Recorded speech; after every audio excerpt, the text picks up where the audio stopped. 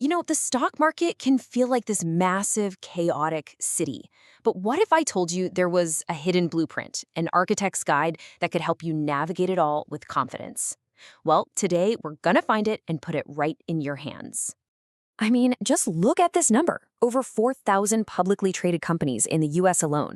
Imagine each one is a separate building in our stock market city. It's a lot, right? You could wander around for years and still feel totally lost. So, yeah, that's the million-dollar question, isn't it? How do you even start to find your way? How do you tell the difference between the skyscrapers and the factories, or the hospitals and the power plants?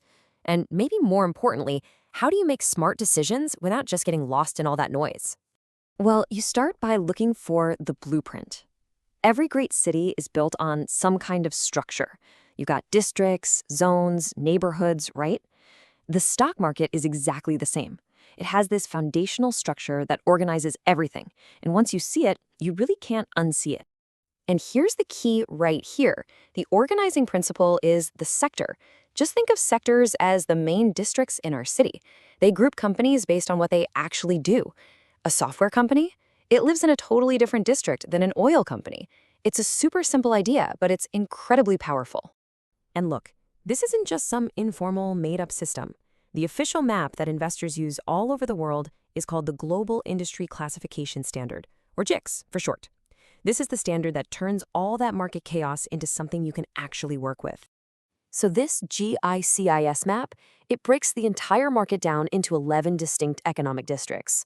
Each one has its own vibe, its own economic engine, its own personality, really. Getting to know them is the first step toward becoming a master navigator of this city. And here they are.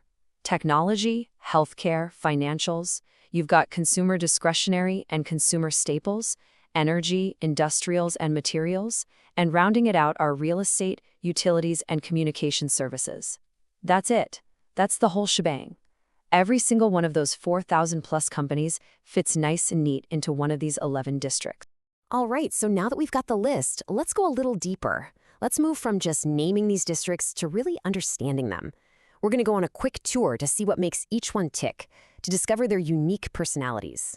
Okay, so sectors usually fall into a few key personality types.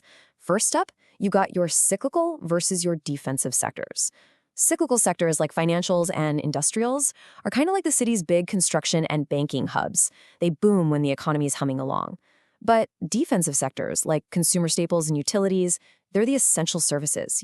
People need groceries and electricity no matter what, which makes these sectors a potential safe harbor during a downturn.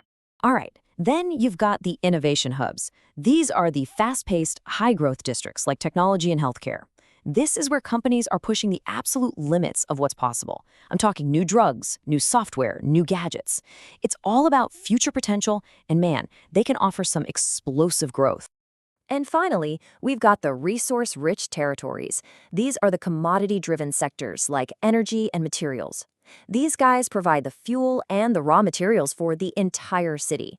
Their fortunes, they're totally tied to the global prices of things like oil, metals, and chemicals. They're really the foundation for everything else. Okay, deep breath. You've got the map, you understand the districts, so now what?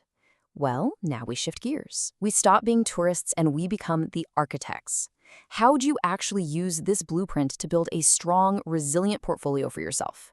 The absolute key principle here is something called sector diversification. This is the architect's golden rule, for real. I mean, you wouldn't build a skyscraper out of just glass, right? So why on earth would you build your portfolio in just one economic district? Spreading your investments across sectors is the fundamental way you reduce risk. And the architect's rules are actually pretty simple. First, spread your investments out nice and wide across different sectors. Second, try to avoid piling everything into just one area. And third, use what you now know about these sector personalities to find that sweet spot between risk and reward, maybe pairing the growth potential of tech with the stability of utilities. The danger of ignoring this stuff is, well, it's pretty clear. If you dump all your money into the tech district and then tech hits a rough patch, your entire portfolio could take a nosedive. But if you're also invested in healthcare, staples, and financials, a shock in one area gets cushioned by the others. That's your safety net. Okay, so after our little tour of the market's hidden blueprint, what's the one big thing you should walk away with? What's the main idea here? It's this. Understanding sectors lets you build a truly diversified portfolio. And that diversification, it is your single best defense against the economic storms that, are going to happen eventually. You're not just building some flimsy shack in one district, you're building a resilient fortress that spans the entire city. So I'll just leave you with this thought. The blueprint isn't hidden anymore. You can see the districts, you get their personalities, and you know the architect's rules. So the only question left is, how are you going to design your portfolio?